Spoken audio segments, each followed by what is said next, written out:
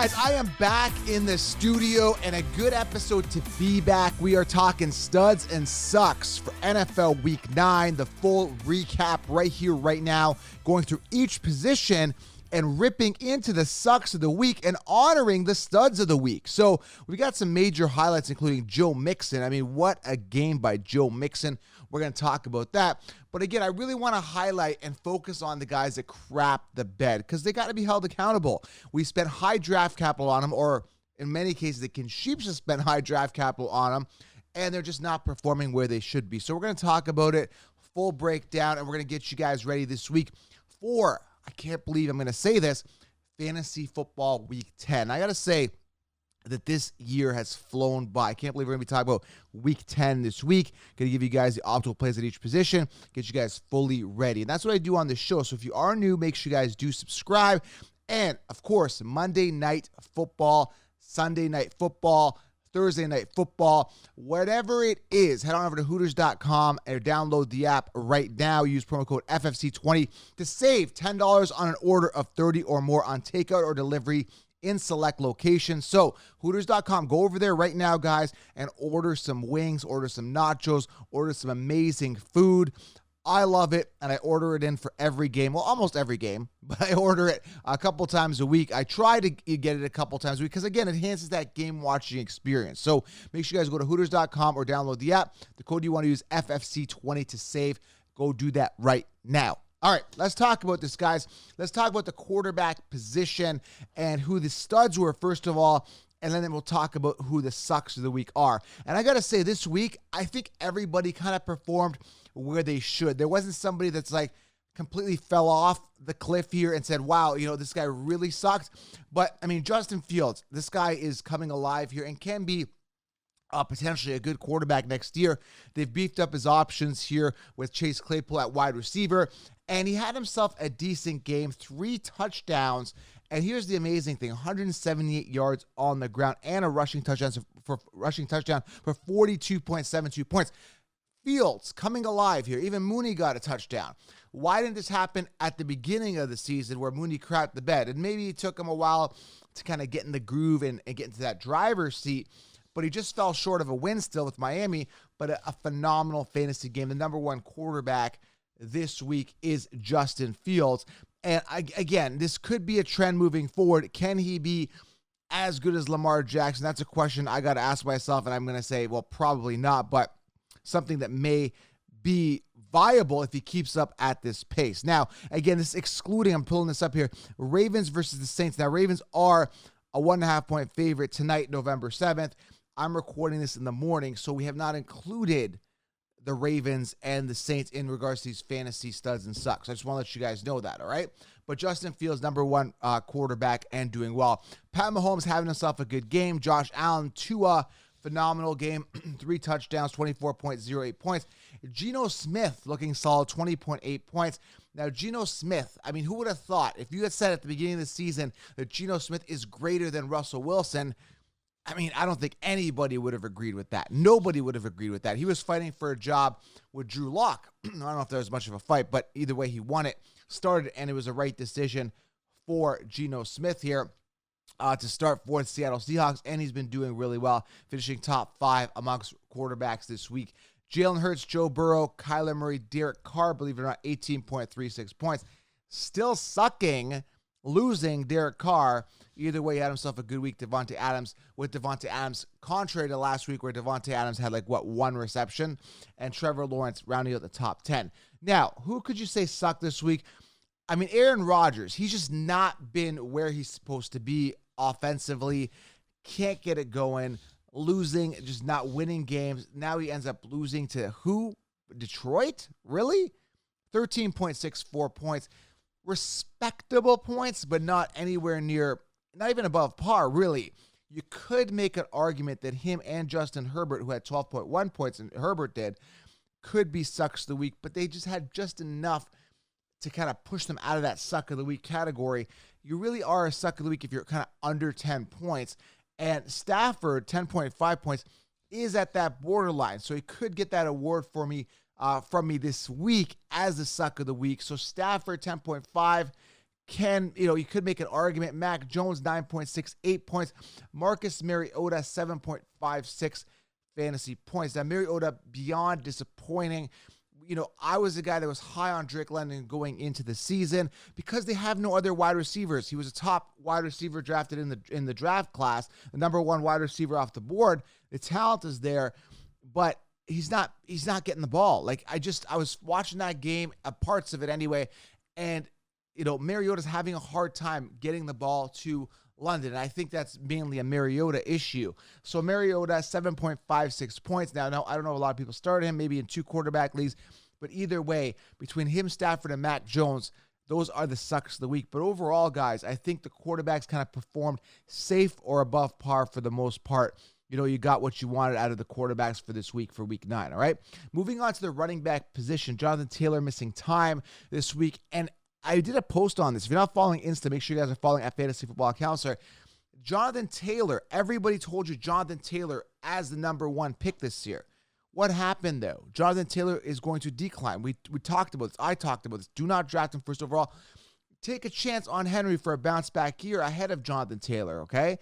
I faded Taylor in all my leagues. Sure enough, he has busted significantly. And injuries, yes, do count. And the offense is a mess with Ellinger and Ryan at quarterback, disaster. At the end of the day, Taylor's not performing. So you wasted a first-round pick knowing that a decline was imminent, listening to the mainstream sheep system. And nobody's talking about this. There's no accountability. Either way, you're going to hear my voice talking about this.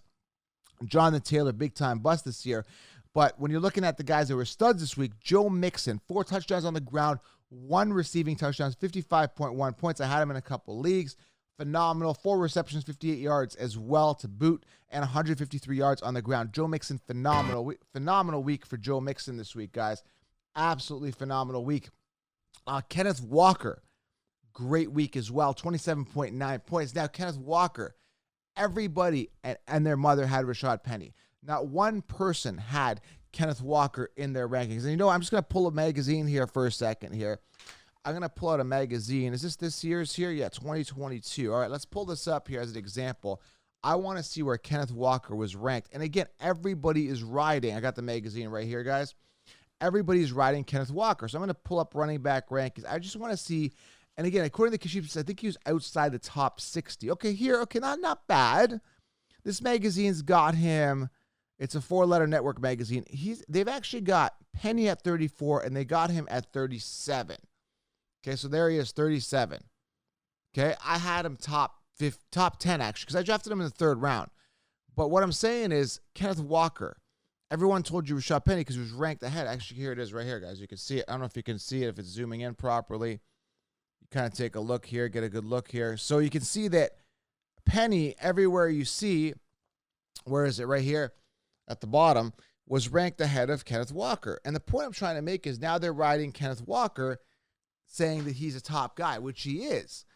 But with Eckler, I wasn't on the Eckler train, but you don't see me riding Eckler going, oh, I love Eckler now. I'm still not for Eckler, even though he's crushing it. I don't care for Eckler. I'm good with my guys. But yet, the mainstream, because they don't have any good guys, they'll just ride whatever the train is. And that's what pisses me off. But either way, Kenneth Walker, 2nd in fantasy points going into Monday. Amazing. Now, again, Travis Etienne performing where the Kashifs kind of predicted he was. So they were right on Etienne Eckler, so I give him props on that. But I'm not sitting here riding Etienne going, oh, I love Etienne. Going into the season, Robinson was the RB1. Nobody thought that they'd ship off Robinson and make Etienne the number 1 guy who hadn't played a snap in the NFL. So I wasn't investing an early draft pick on Etienne. Clearly, they love him. Clearly, they hate James Robinson. Got rid of him. James Robinson had himself a decent week this week as well on his new team on the Jets.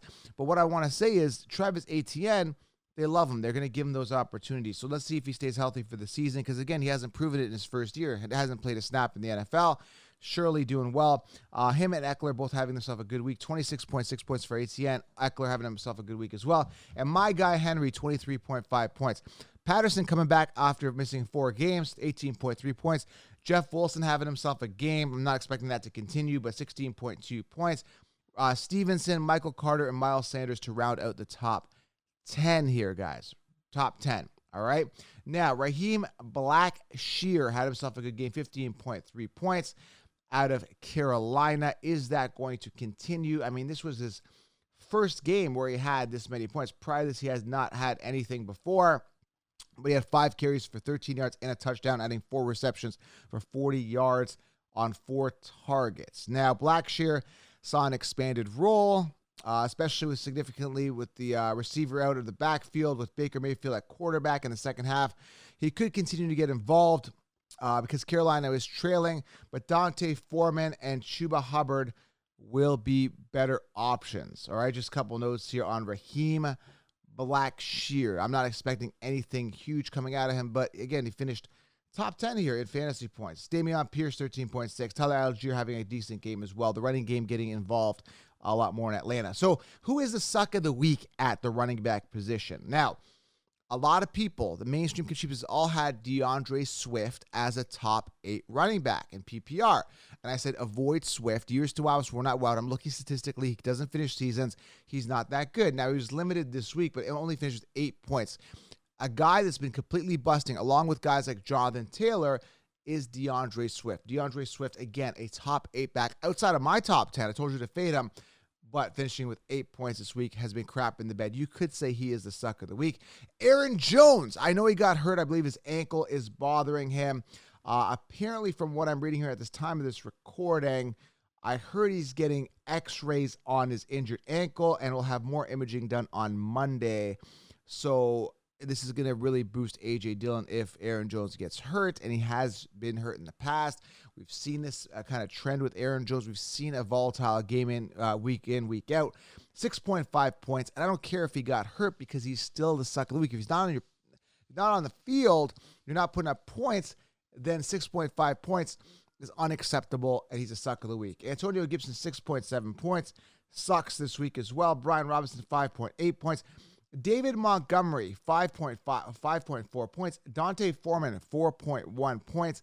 Clyde Edwards-Helaire, 2.9 points in PPR. So there's a lot of sucks of the week, but I got to give it here too, and we kind of expected this. This is something that we were expecting out of Clyde Edwards-Helaire.